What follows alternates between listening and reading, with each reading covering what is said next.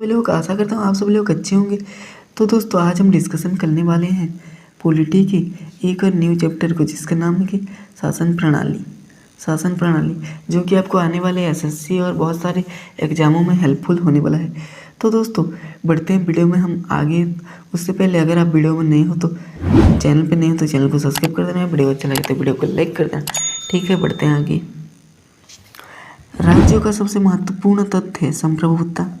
भारतीय संविधान में जिस प्रकार की शासन प्रणाली की व्यवस्था की गई है, संसदात्मक।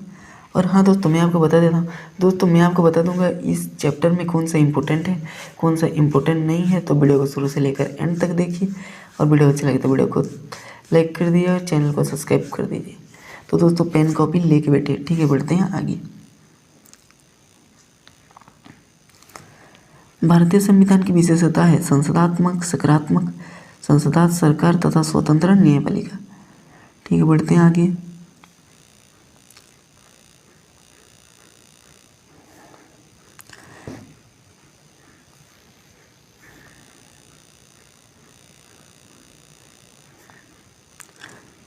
भारत के संदर्भ में संसदीय शासन प्रणाली के निम्न में सिद्धांत संस्थागत रूप से निहित है।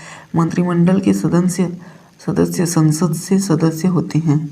हाँ, जब एक मंत्रियों को संसद लोकसभा का विश्वास प्राप्त रहता है तब तक ही वे अपने पद पर बने रहते हैं।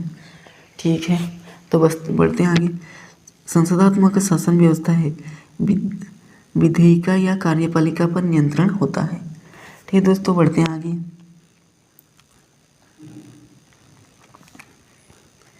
राष्ट्रपति पद्धति के समस्त कार्यपालिका की शक्तियां निहित होती हैं राष्ट्रपति में।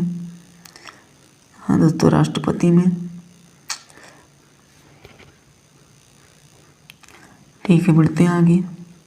भारत में राजनीतिक व्यवस्था का मूलभूत लक्षण है यह एक लोकतांत्रिक गणराज्य है। इसमें संसदात्मक रूप की सरकार है। सर्वोच्च सत्ता भारत की जनता में निहित है। ठीक है, बढ़ते हैं आगे।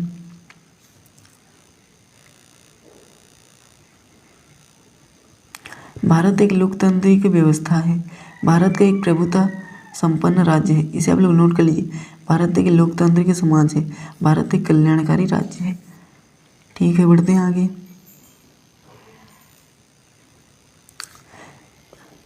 भारत राजतंत्र की विशेषता है एक संविधान संगत सरकार, लोकतांत्रिक सरकार, विधि का शासन।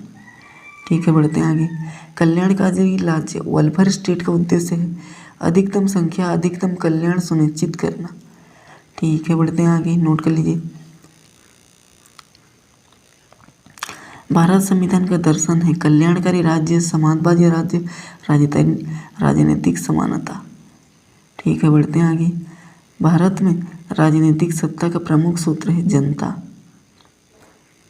नोट कर लीजिए।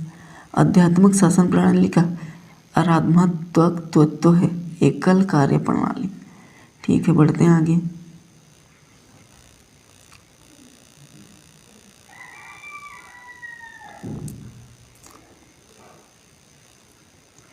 भारत में प्रजातंत्र इस तथ्य पर आधारित है कि जनता के सरकार को चुनने तथा बदलने का अधिकार प्राप्त है। ठीक है दोस्तों, बढ़ते हैं आगे। भारत का संविधान परिसंघीय विधि निर्धारित होता है। केंद्र और राज्यों के बीच शक्तियों का वितरण। भारतीय संविधान है अत्यंत कठोर, अत्यंत लचीला, यानी कि लेंथीएस्ट। ठीक है, बढ़ते हैं आगे। भारत में संसदीय शासन प्रणाली एवं ब्रिटेन की संसदीय शासन प्रणाली के अंतर है न्यायिक समीक्षता। ठीक है, बढ़ते हैं आगे।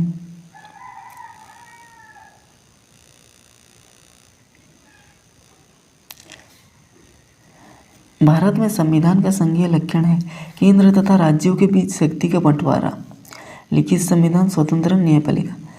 ठीक है, बढ़ते हैं आगे। भारतीय संघीय व्यवस्था में एकात्मक तत्व है राज्यपालों की नियुक्ति, राज्यसभा में असमान प्रतिनिधित्व, अखिल भारतीय सेवा। ठीक है, बढ़ते हैं आगे।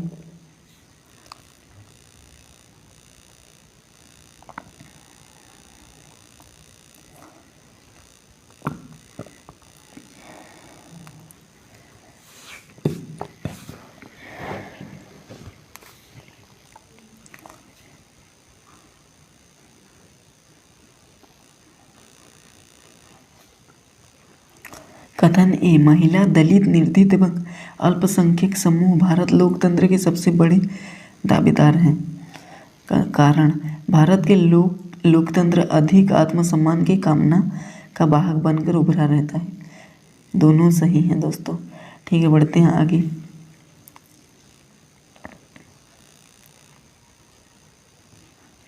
भारतीय संविधान के बृहद होने के कारण वह संघ या राज्य सरकारों का संविधान है। ठीक है, बढ़ते हैं आगे।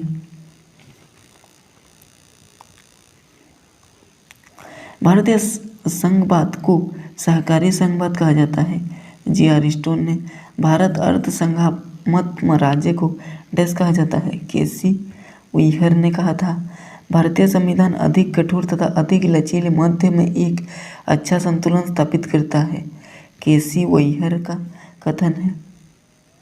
ठीक है, बढ़ते हैं आगे।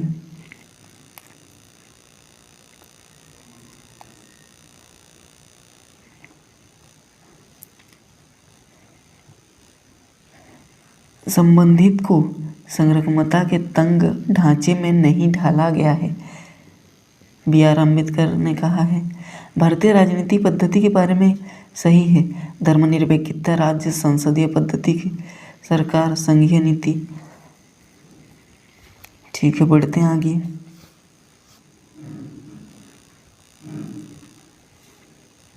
संविधान सरकार वह है जो व्यक्ति की स्वतंत्रता के हित के राज्य की सत्ता पर प्रभावकारी प्रतिबंधित करता है। तो दोस्तों, ये हमारा यूनिट खत्म हुआ। तो दोस्तों, मिलते हैं एक और न्यू वीडियो के लिए। तब तक के लिए अगर आपको वीडियो पसंद आए तो वीडियो को लाइक कर दिए, चैनल पर नहीं है तो चैनल को सब्सक्राइब कर दिए। तब तक के लिए टाटा, बाय, टेक केयर।